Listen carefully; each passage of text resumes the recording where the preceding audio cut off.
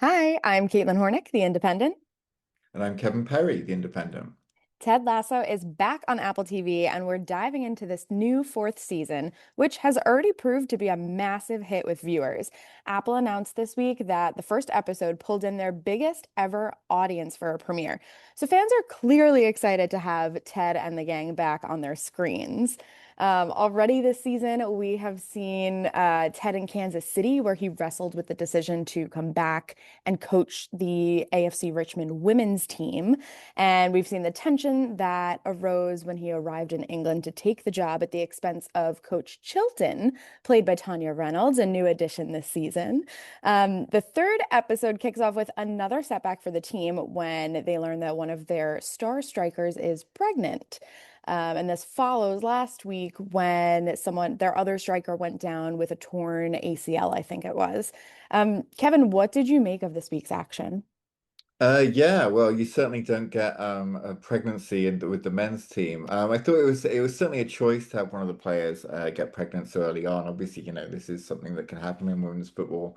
But for it to be treated a kind of on a par as with this sort of horrendous ACL injury as last week, there is probably a larger debate to be had about how we as a culture kind of put parenting and becoming a parent on a kind of in opposition to being a productive and worthwhile member of society. But that's a bigger debate for another Yeah. time. But for the show's purposes, what it does is it sets up these open tryouts. Hmm.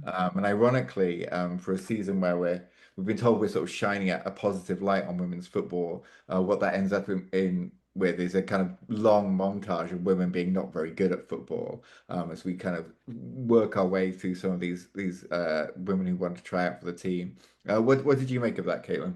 Yeah, I totally agree. I think there was a great opportunity to make it a much tougher choice between who makes the team as they're in search of a striker. It could have been a thing where so many of the women were so good that it was tough for Ted and Coach Beard and Coach Chilton to make a decision. Um, the reality was that it was just disappointing and kind of fell flat. Um, and I was disappointed at how terrible they were. Because again, it's this chance to like elevate women and show like women can also compete at a professional level, right? That women's sports are important and taking center stage. And to have all these women come and for them to just kind of be falling on the pitch the minute that Coach Chilton tells them, run back and forth as fast as you can across the pitch. Like, it's just a bummer, Like, it really bummed me out, Okay. along with the fact that Danny Rojas's sister was just a cameo. I fully thought from her inclusion in the trailer for the full season that she was going to be a much bigger player. So the fact that she wasn't it just made me sad. And on top of all of that, we still haven't learned anything about the women's team, right? It's like there's this larger conversation around the women's team and the viability of it, but I don't know anything about most of these players. All that to say, we did finally see some soccer or footy. Yeah, finally, and exactly, I completely agree with what you're just saying because even in that game at the end of the episode, the first AFC Women's Richmond team game, we finally get to the game and it's terrible, and unfortunately it's terrible in of course for the plot because we're setting up that this heroic new striker is going to come on, walk on without even warming up and score a great goal, and so hopefully there we've got a character that we're going to learn a bit more about, but. you know, we still, it's a shame that we had to kind of, the rest of the team had to be betrayed as not very good in order to kind of set that up. I Yes. know there's a kind of a popular online meme about Surf Dracula, that idea that, in older television shows, you'd have a show like that would have surfing Dracula adventures every week. And now the streaming era, you have an endless backstory about him finding his surfboard. And in the finale, you'll see him surf for 5 minutes. We're now sort of 3 episodes into a 10 episode season, and we haven't seen much football. We haven't seen much of the team, and I feel like maybe in the original season there was kind of a bit more focus on the game. And as you say, we've kind of got bogged down in this debate, and we're still essentially still waiting to see Dracula surf. Totally. And with all the backstory and stuff, like they're kind of stringing me along and keeping me interested as I would assume that a lot of fans feel. Um, but 3 seasons of a bad women's soccer team might kill it for me Mhm. if this continues at this pace. We still have 7 episodes in this season, and if there are more seasons to follow, something has to change. Mhm. Um, but what we have been seeing is a lot of Rebecca's new relationship, which fine. This man is very attractive, like great, but get him off my TV. Like it just feels like so much backstory and filler when we're missing this vital component of who these women on this new soccer team are. So that's bothering me, along with the fact that Rebecca continues to like tiptoe around Keeley until Higgins's report explodes online at the stakeholders meeting. So we have all this drama, right? Like we have stakes, but it's just it's so much background, and again that conversation around the team, it's all kind of contributing to this role reversal we're seeing between Rebecca and Keeley. With Rebecca, we know her and love her for being such a strong-willed woman, and in previous seasons, right, we've seen Keeley kind of ping-ponging between Roy Kent and Jamie Tart. What are your thoughts on that?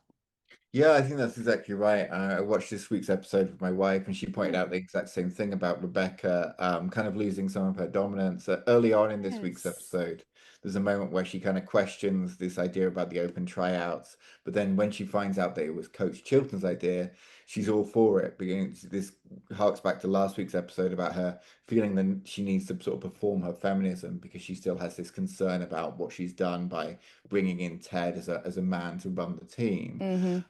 And it feels like, in a way, that Rebecca has been kind of tasked with being the show's conscience, because the show, I think, is also wrestling with this idea of, well, how we set up Ted as to be a male savior here. It's interesting. I was reading a little bit online about the women's game in general, and last year FIFA actually published a report called Setting the Pace, Mm. which found that 22% of head coaches for women's team are only 22% of head coaches are women. That's across 669 clubs in 86 women leagues around the world. So it is very common for men to be brought in and to be right into being these coaching positions. But I think the show is still kind of wrestling with how they want to handle that, and how what that says about their characters and what they're portraying. And I think you're exactly right. I think that in sort of elevating Keeley, introducing these other strong female characters, what they've inadvertently done is ended up sort of undermining Rebecca a little bit. Yes. No, that's spot on. And it's such a bummer because one of the reasons I loved Ted Lasso so much initially was because of Rebecca. How Mhm. amazing to see, a slightly older woman who's like very much still in her prime being, for lack of a better phrase, like such a boss babe, Like she really is like a role model. And it's so disheartening to see that kind of stumble backward a bit. And then this whole male savior thing, which is again like kind of another conversation. But I will say I did love when Roy kind of swooped in to help Keeley this week when the women's kits didn't come in time. And I love that Roy brought in his niece and like the Legion of Girly Pops to help, and they came up with some beautifully bedazzled kits for the AFC Richmond women's team, and it was really, really heartwarming, especially because Roy could have solved the problem himself by hunting down this delivery driver and probably punching him, and he didn't, which is really great. Mhm. And it's great to see, Progress. yeah, it's great to see Roy's softer side too, right? Mhm. Because his niece Phoebe, who's appeared in the previous seasons, made him bedazzled socks for his game coaching Mhm. the men's team, and he actually wore them, which I wasn't expecting him to. So it was actually a moment this week where I like out loud was like, "Aw," like it really got me. Really? Um, it was really sweet, but I do kind of wonder whether the conversation around the women's team is dominating and outshining the actual women's team itself, right? Yeah, absolutely. I think we we've missed out on getting to know the team as well. I don't think we really have any sort of female characters equivalent to sort of Jamie Tartt and Roy Kent and Danny Rojas that we know as well. And hopefully, as the season goes on, we will get to spend some more time with these women. And there's a couple of characters introduced this week who we want to know more about. I think we need some team building exercises or something, don't we? Yes, I totally agree. And who knows, maybe we'll see that next week, right? Fingers crossed. See you then, Caitlin.